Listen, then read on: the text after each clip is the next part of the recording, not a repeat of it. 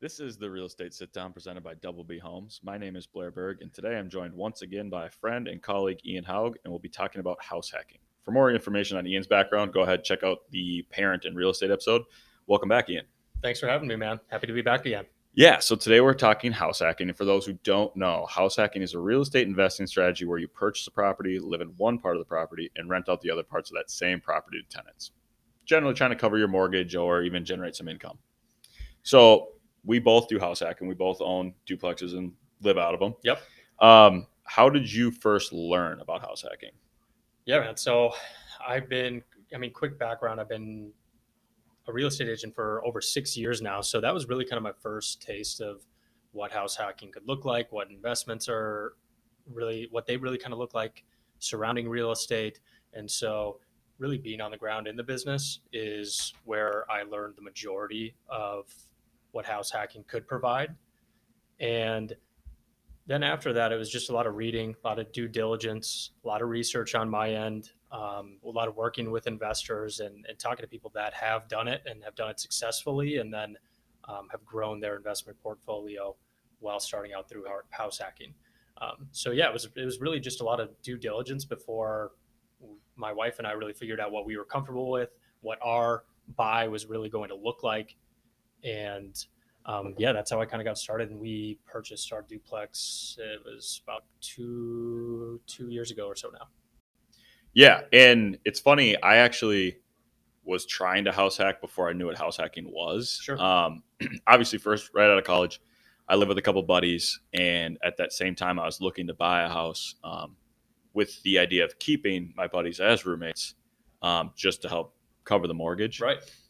And that ended up falling through, and our lease got up, and they found other places, and I ended up renting for a little bit before I found my duplex. But so back then I was trying to do what was house hacking before I even really knew what it was. Sure. But obviously through our job as real estate agents, and then I got really big into the whole Bigger Pockets network, which is really big on investing. If you are a home buyer just looking to get into investing, check out Bigger Pockets. It's a great website, podcasts, everything. It's great. So that's when I started to take a deeper dive into the numbers on it. How did you get your start in house hacking? Yeah. So my wife and I, we really, and my journey might look a little different than some other people, whether you're single or whether you have a business partner or whether you have, in my case, it was a spouse, and we wavered a little bit on which direction we wanted to go. So we knew what we wanted in terms of where we wanted to live, what amenities we really wanted, square footage, bedroom, bathrooms, all that good stuff. And we had lived in Northeast Minneapolis for a while. And so that was kind of where our buy box really was. Yeah. Also, where we were pre-approved to, we found that there was a lot of opportunity in that market, in that little sub market in Minneapolis too. So it was a really good fit for us. But we decided to, kind of extend our timeline actually a little bit too, just to make sure that we were purchasing the right multifamily property to set us up for success in the future. So yeah, we found our property in Northeast Minneapolis. It's a duplex, 3-bed, 2-bath on both sides, both about 1,200 square feet. And we were able to find it off market too. So that's really been our first investment. And then moving forward, we're looking to pick up another multifamily property before we actually move in and purchase our primary residence. Yeah. And I think that's really smart. I mean, our story is very similar. I actually was living in Northeast at the time, around the same time I was kind of looking, and we moved out to the burbs. We moved down to Lakeville just because property taxes were a lot cheaper, and we found a deal that I couldn't pass up.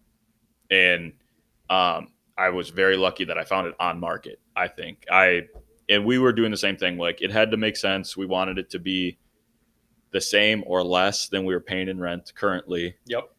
We wanted it to, if we were to move out, tomorrow and rent it out both units at market rate, that it would cover the mortgage and cash flow a little bit. And that's before refinances, and that's before, rents go up. Yep.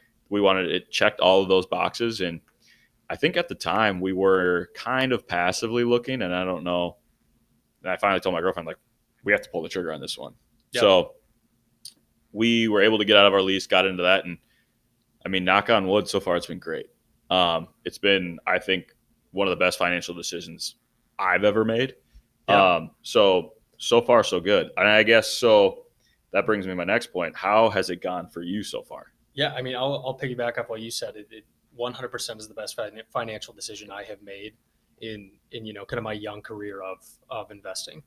Um, it's it's gone very very well, but it's gone well because we really bought within what we like I said, that little buy box. We knew exactly what we wanted to buy, and so we didn't overextend ourselves. We didn't buy something that needed a ton of work. We knew it needed updates, but it wasn't a property where we were replacing the water heater, the furnace, redoing the roof, redoing the siding, and just doing all these little things for our first property, doing all these updates that really are expensive and only bring the property up to par. So I guess that's a little advice when buying your first one. I think it's really important to make sure that it's okay to be cautious and really do your due diligence. Make sure that this investment is going to propel you into your next one, because one of the worst things you can do is make a rash decision. You don't do your due diligence. You don't look at the numbers. You don't really look at what you're comfortable with financially. And yeah, like I said, maybe you overextend yourself on the payments. Maybe you don't get as much of a rent as you thought you would. And, you kind of shoot yourself in the foot in, in that sense. So it's gone really well for us, but that came with a lot of due diligence too. And that came with talking to lenders. And of course, I'm a real estate agent, so I had a lot of knowledge and background around that as well. But it also, for those of you that are not on the ground and in the business, make sure you're talking to people that are. So talk to your real estate agent, talk to your lender, talk to somebody that has had success investing, and then figure out exactly what's going to make sense for you to buy, to make sure that these first one or two really do set you up for success. Because once your pockets get a little bit deeper, you get a little bit more capital, you can start playing around with some of those bigger items we talked about, like redoing the roof, redoing siding. But I know for me and for most of my investor clients that are starting out the way you and I did, we really wanted to make sure that the updates we made appreciate the property, and we're going to see that money back on it. And it's not just, kind of a money pit. Yep. So it's gone great for us so far. And that was because we really did, we were really patient and we knew exactly what we wanted. And I think that is huge when it comes to getting your first, especially multifamily, is because I Yep. think, the more people I talk to about the way that I did it, they're like, oh, set me up on a multifamily search. Like, I want to get myself a duplex and do the same thing. Yep. But you have to be very cautious about the numbers, because if you get into it and the numbers just don't make sense and you're doing it just to get something, well, that could set you back years financially, just because if the rents aren't where they need to Right. be, I mean, if it sits empty, you're losing money. Exactly. And There's so many variables that come along with multifamily properties. So you're 100% right. Like we said, you need to account for every aspect of that and make sure that your buy is something that you are comfortable with in every exactly, capacity. which is super nice. As part of our purchase agreement, it was actually a contingency that a third party appraiser had to come out and appraise it for market rent values. Sure. And if it didn't rent at least for what we were looking for, then the Hmm. deal was off. Yeah. So that was a super fail safe contingency on my end. I thought that, obviously the appraisal value is not always going to be accurate, but it gave us a little bit of peace of mind since it was our first one, because we didn't want to get in and find out we can't rent it, Right. or like the rents aren't going to work out numbers wise. Right. So that was a really nice contingency that we had in ours that I thought helped a lot. Yeah, that's great. And that's why it's important to, like I said, you have that knowledge, but it's important to talk to people that can put together an agreement for you and make sure that you're doing your own due diligence, but then also doing your due diligence on stuff that you might not know about because you haven't done your research and you don't work in the industry. For sure. And that's kind of segues to my next question is, how would you recommend others get into house hacking? I'm sure speaking to the right people is a huge first step. Yeah, absolutely. So I think the first step, it is talking with a loan officer. It's looking at the numbers, and finding out what you're going to be comfortable with if times got really tough. Yep. I see it every once in a while where investors want to overextend themselves because what you're pre-approved to and what you're financially comfortable with can be two totally different numbers. And so, especially with a multifamily property, if you say, "Hey, let's overextend ourselves a little bit because I know I can get 1,900 in rent on this other side," you purchase the property, you come up with a large down payment. Usually, it's a significant down payment for people. It's a large portion of their savings or whatever it is. They put it into the asset, and then maybe they're not getting the rent they want, and maybe a few months go by because they're trying to get that rent, and now you haven't accounted for vacancy rate. Now you're paying that full mortgage, and Hmm. months go by, and usually it's not the end of the world because hopefully you bought within your means, enough to account for that vacancy rate. But I see it happen every once in a while. So accounting for things like vacancy rate and getting an inspection done and saying, okay, these are things that need to be done right away, and these are things that I can plug away at. I can redo flooring, I can redo paint, we can change the appliances at some point. Um, but yeah, so for people that are just starting out, once again, it goes back to making sure you're comfortable with those numbers and doing your due diligence. And, I think getting a thorough inspection report for those of you that aren't in the industry and maybe it's your first time doing some work on a property, I think that's really kind of the best route to go when you're first starting out. Well, yeah, and like I said, don't fall in love with something. Run the numbers first. I Yep. think check out the numbers before you even go start looking at a property to make sure fall in love with the numbers first, Yeah, and then see if the property fits your numbers. absolutely. Because a fun little story about me is, so we bought our duplex fully expecting to make some updates. It was a calculated choice that we got in there. We saw some things that if they were fixed, the equity would go way up from them, and it was stuff that we thought we could tackle, Yep. would be fine. Got in there, started making our repairs, ordered a new sliding glass door, stuff like that, and that was all fine within the budget we had originally set aside. Right. The week that we had renters move in, we're doing final check throughs and everything, and the other unit has no hot water. So now we're like scrambling. The renters are moving in 2 days. Yep. So I'm calling every plumber in town. Finally, get one over, and essentially, long story short, the whole second unit's bathroom had to be replumbed. That set us back an extra $5,000. Ouch. I mean, yeah, exactly. But that goes back to the importance of buying within your means because we had more money set aside for repairs. Yep. Obviously, we didn't want to dip that much into it, but it wasn't like, oh my God, now we can't afford it. But I think it's important because there are some people who I think their margin is so thin when they buy. If that comes up, they have no options then. Right. Yep. And yeah, it's a really good point to make too.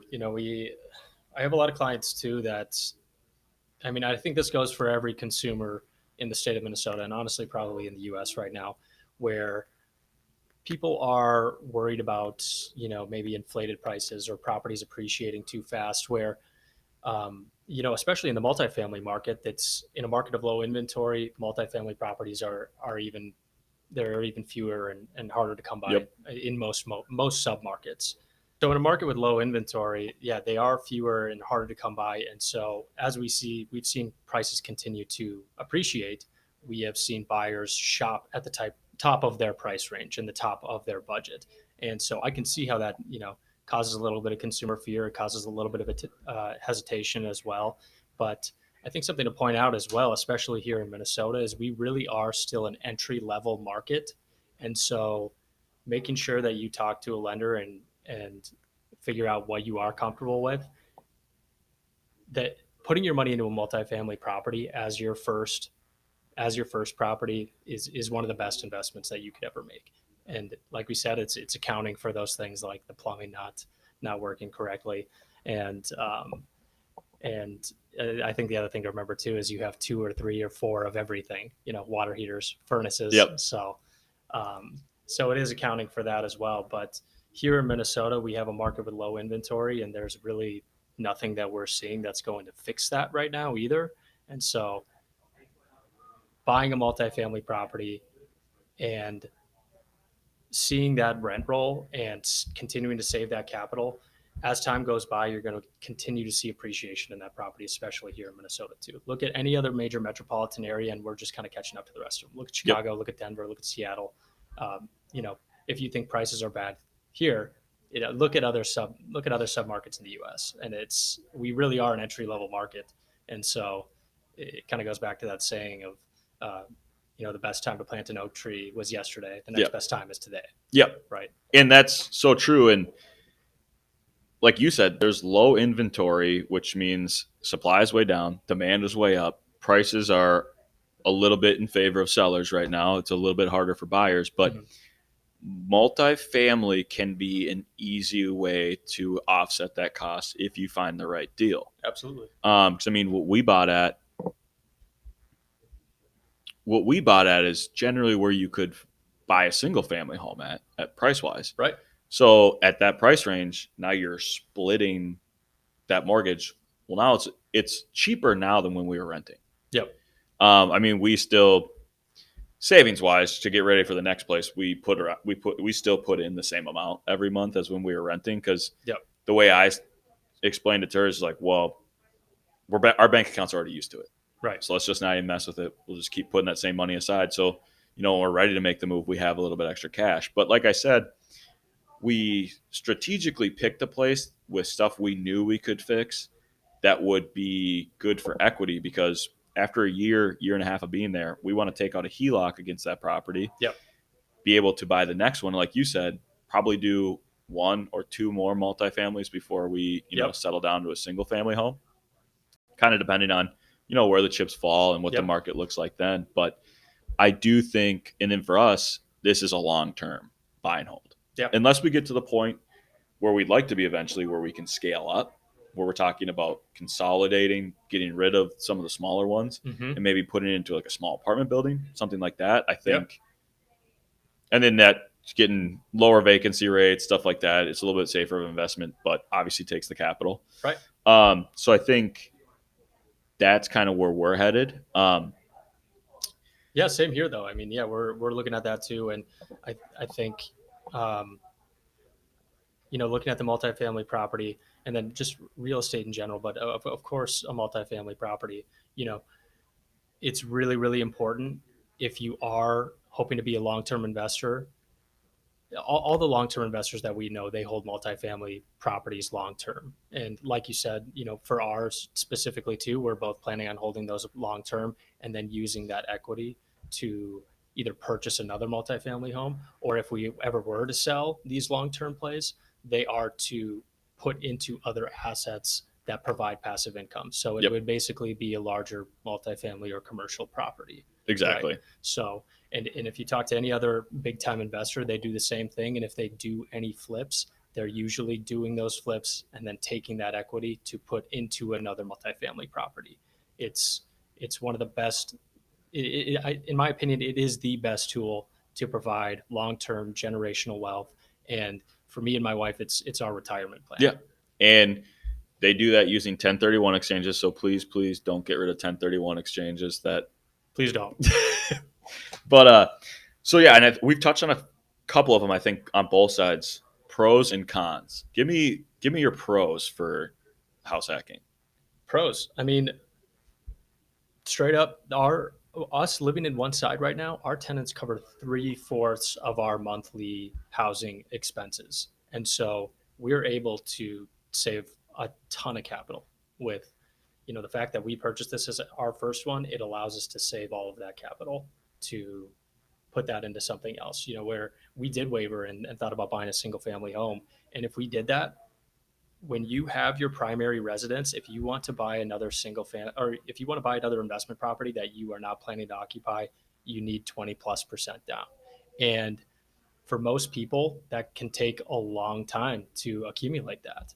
And especially with multifamily usually being at higher prices too, if you're Absolutely. looking at investment stuff. So Yep. And like we said earlier, prices are not going down. So, no knock to people that are buying a single family home. No. Obviously, it's to each their own, but, properties are only going to continue to appreciate, and buying a single family home, if you have a plan to if you do have a plan to buy a multifamily property, I mean, you could set yourself back 3 to 5 years and look at that from any financial investing standpoint. What 3 to 5% or 3 to 5 years does to your portfolio of missing out, missed opportunity, missed Hmm. appreciation, um, missed paying down that principal. Yeah. So, I think that's a big piece of advice I would give to it is get in as early as you really can. There are more pros than there are cons, and the cons that there are, the vacancy rates, the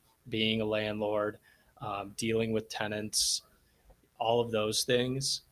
It's it's usually manageable. It's usually worthwhile if you purchase correctly, and the pros just outweigh the cons, Yeah. hand over fist, in my opinion. Well, I think the biggest pro, in my opinion, is it makes what is becoming a more difficult thing these days, buying a home. Yeah. It makes it that much easier. Mm-hmm. And because I mean, when you're getting qualified to buy a multifamily property, you can actually get qualified using 75% of that rental income based on the other units. Yep. So it makes it that much easier to buy what is probably the biggest asset that the average American will own, like in their lifetime, Right. is their place to live. And name another asset where you can get into, a 400, 500, $600,000 asset for as little as 3.5% down. There's not one that I can think And it of. pays for itself. Yeah. That's what a multifamily property is. So on a $500,000 property, you bring 3.5% down, which is about 20K, give or take uh, with closing costs. And with a multifamily property, you have somebody covering between 2/3 and 3/4 of your expenses for that property. They're paying down that principal. Um, and for example, in my case, like I said, my tenants cover 3/4 of our monthly expenses. And once we move out and we rent both sides, I know that even without accounting for appreciation in 1 or 2, 3 years from now, I know I'm going to get between 15 and $1,600 a month in rent roll after everything's paid for, the mortgage, insurance, um, all of it. Which is So great. And that's why it's one of those things is with housing and just the real estate game in general, the sooner you can get in, the better. Because yep, like you've stressed, prices are going to keep going up. If you like get in now before prices go up even higher. If we talked about it a little bit before we started recording, but don't get so hung up on, oh, interest rates are at 6.5. yep, Analyze the numbers, talk to your lender. If the deal makes sense, if it fits into your monthly budget now, pull that trigger. Don't wait for the 6.5 to come down just because it's an arbitrary high number. If right, the deal makes sense, the numbers make sense on paper now, it can only get better if you lock in at that rate. Because let's say interest rates go higher. Well, good thing you locked in. If they go lower, refinance. So if it exactly. makes sense in your monthly budget now, get serious about taking that next step. Exactly. Yeah, I wouldn't care if any of the investors I work with, they wouldn't care if the interest rate was 10, 20, 30%. If the numbers make sense on paper and you are comfortable with those payments, it's a good buy. Yep. That's it, flat out. So obviously tons of pros, cons, we talked about a little bit. Surprise expenses. Yep. The one I always see online is like, oh, you love house hacking till your tenant needs you to unclog a toilet in the middle of the night. Again, knock on Right. wood, but I don't get calls like that. I mean, do you have any cons? No, no. Like I said, yeah, I brought that up a little bit. You deal with tenants, you have the landlord duties, but if you're playing this as a long-term game, hopefully you only have to do a lot of this grunt work for your first 2 or 3 or 4 properties. After that, these properties start paying for themselves. And that's when you have leverage. That's when you can start hiring a property manager that can deal with these headaches that you don't have to anymore. Yeah. And guess what? If you bought if you bought a property today and 5 years go by and you said, I am so sick of this, I can't hold on to this for another 15 years, every single year, what we're anticipating is you probably saw roughly about 5% appreciation on that property. Your tenants paid that property down. And in 5 years, if it's too much of a headache for you, you don't want to deal with it, you made more money on that than you probably did in some of your other investments. Yeah. No, totally agreed. And we'll touch on this in a little bit, but really the biggest con, I think, to house hacking is bad tenants. But if you screen correctly, Yep. hopefully you're cutting down on that headache. Obviously, anything can happen in a background check, credit scores, all that can only tell part of the story. Yep. But I think if you do your due diligence, you're at least reducing that risk. Yeah. So, all that being said, would you recommend house hacking to someone who's considering it? 100%. It is the best way to build long-term generational wealth. And at the very least, if this is the only one you bought, it will cover your expenses. And I mean, that's what it's really about. That's why we work in general, right? It's to give ourselves freedom. And the only thing that provides that is money. Yep. And when you have less expenses, you don't have to work as hard. And when you have enough expenses, or when you have enough investments that provide passive income to cover your expenses, that is when you have freedom. And real estate is one of the quickest ways to do that. Yep, and I totally agree. I would recommend it highly. Um, for the last topic, I'm just going to ask you for any tips or tricks you have to house hacking. But just to start it off, I'm going to say my biggest tip is obviously, and I said it earlier, is make sure you're screening your tenants using very strict criteria. Don't waver from it. If it takes you a little bit longer to find the right tenant, so be it. Yep. A little bit of vacancy time will completely make up for renting to the wrong tenant. And if you're looking for screening criteria, watch my other video. I have a short one on screening criteria that I use. Feel free to reach out for any questions on that. But I mean, do you have any other tips on house hacking itself? I absolutely agree with you 100% on what you just said. Good tenants are worth their weight in gold. They can make your life so easy. And you wake up on the first, and the money comes in, and they take care of the property. It's so worth it to be patient and find the right tenant, especially when you're living on the other side of it too. Yep. Right. Yeah. So other than that, I know I've said due diligence about 100,000 times Yeah. today, but It's the name of the game, though. exactly. But the biggest thing that you can really do is know your numbers, know what your buy box is, and talk to people that can help you get to where you want to go in terms of where you want to place your money for an investment. Talk to a real estate agent, talk to a loan officer, talk to investors that have done it before, and talk with any other people in your life that are decision makers in the process as well. Make sure you're on the same page, especially now with a market that moves as fast as it does. You want to have all your ducks in a row. You want to make sure your financing is ready. You want to make sure you know your numbers forwards, backwards, and sideways, and what they're going to look like forwards, backwards, and sideways 5 years from now too. So I'm going to say it again. Do your due diligence. Yeah.